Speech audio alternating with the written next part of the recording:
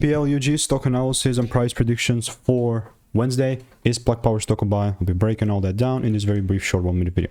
Ultimately, as I'm just looking at Plug Power, this is a solid pull up, which I liked yesterday, and this is what I was talking about. Now, because I'm the only person in this page with 44,000 videos and 5 years of experience with actual proof documented, I've seen what's working for me and what's not.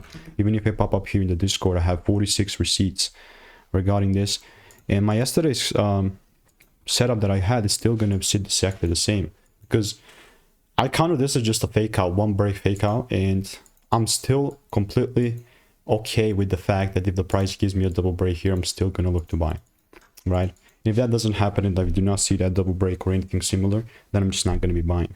Like, a lot of people are overcomplicating stuff, man. Like, a lot of people are overcomplicating stuff, which it really does not have to be.